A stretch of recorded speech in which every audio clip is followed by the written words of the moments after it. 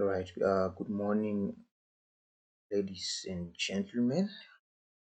Now, as I promised, I want to give you a brief explanation on the Italian 1848 to 49 revolution. I heard some of you saying you are now okay with Italian unification, but it's a bit complex and it's a bit difficult for you to understand unification without first understanding 1848 to 49 revolutions. So now I'm going to start by looking at the causes. As you know, 1848 and 49 was known as the springtime of the people, or the year of revolutions, because there was a spike in revolutions across the European continent, starting in France, which resulted in von Metternich, the minister president of Austria, saying, when France sneezes, the whole of Europe catches a cough. This was an attempt to explain how the events in Paris would impact the general feeling across Europe. So we have a number of causes of the Italian revolutions of 1848. We have long-term causes and short-term causes. Long-term causes stem from the issue of liberalism and nationalism, which had been common since 1815 after the defeat of Napoleon at the Battle of Nations, and also the Congress of Vienna.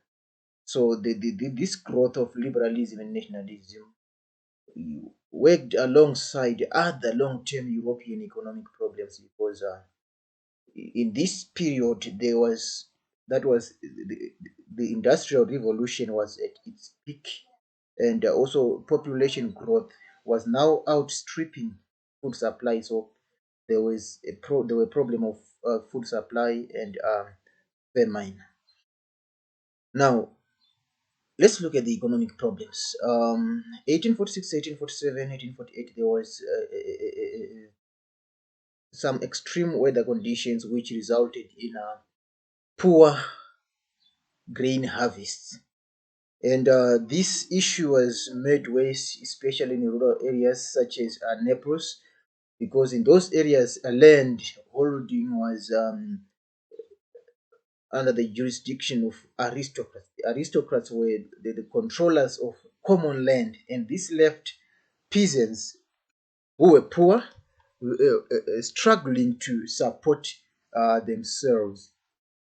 So, because of this poor Europe-wide harvest, the peasants had no option than to join the revolutions.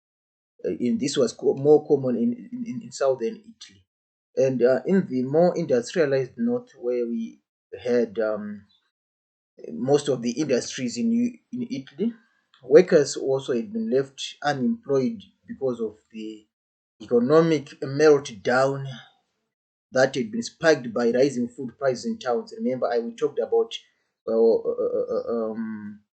poor harvest, and when there's poor harvest, there's a tendency to for inflation, especially on food commodities. So inflation has caused a serious financial crisis and left many people in urban areas unable to support themselves, and many people were unemployed. The urban working class, because of this problem, were also therefore prepared to join the revolution. So we have poor harvests in the south, and unemployment in the north, financial crisis, and inflation in terms of food commodities. Now, these were the main economic problems: poor harvest, financial crisis, inflation, unemployment, and others that you may think of. Let's look at other political causes. We had the accession of a more liberal Pope Pius the ninth in 1846. When this Pope was elected to lead the Papal States, so some of the first reforms that he instituted were on a positive note, especially to those people who had revolutionary mindsets, especially the liberals and nationalists. So those people who favored a situation where Italy was supposed to be led by the Pope or by a papal-led confederation, they were encouraged by the rise of this new Pope. How did he reform Italy? How did he reform the papacy? The first thing that he did was to release political prisoners. Over 2,000 of them were released, and he also set up a council of advisors, which was known as the consulta, a council of state, which was to advise him on how to run the papacy. He also removed press censorship. The church was no longer controlling the press, and moreover, he lodged a formal protest with the Austrian government uh, after Metternich had sent troops to occupy the papal town of Ferrara in 1847. He also signed a customs union treaty with Piedmont, Tuscany, and other states that were not controlled by Austria. Therefore, the rise of this Pope, who seemed to be more liberal, um, encouraged ideals of revolution and liberalism and nationalism in Italy. And those who wanted the reduction and destruction of Austrian influence in Italy were actually felt encouraged. Encouraged. Right. So that's it on the accession of a more liberal pope. We also have revolutions which happened elsewhere in Europe. For example, the February Revolution of 1848 in Paris. As I said, the revolution in Paris is what instigated many other revolutions throughout Europe. So when these revolutions occurred in Paris, those in Austria, in Vienna, followed suit, which added fuel to the keenness of many liberal and nationalist revolutionaries in the various individual Italian states. So the revolutions in Paris and the revolutions in Vienna, Austria, resulted in people being keen to revolt against their erstwhile autocratic rulers. Right. Let's look at now events in the separate revolutions, were the events that focused on an attempt to remove Austrian influence in Italy. We had events in Lombardy. In Lombardy, that is where we talk about what is commonly known as the 5 days of Milan. Milan was the capital city of the state of Lombardy. What happened is that a protest against Austrian tobacco monopoly.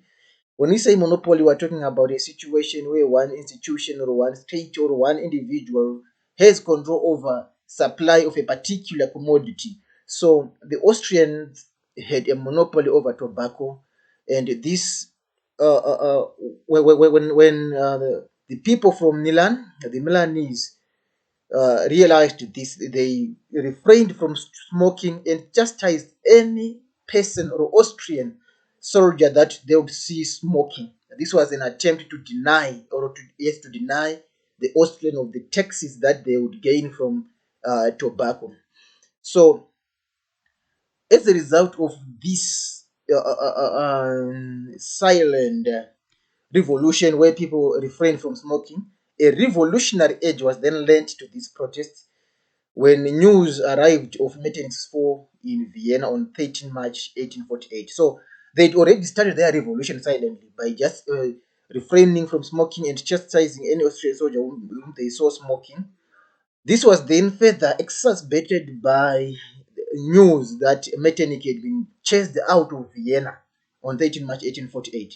So, in what then became known as the 5 days of Milan, which started on 17 March and ended on 12 March, on 22 March, Mazzinians, those followers of Giuseppe Mazzini, liberals and artisans, threw up barricades around the city of Milan and forced the Austrian troops under the command of General Radetzky to withdraw from the city.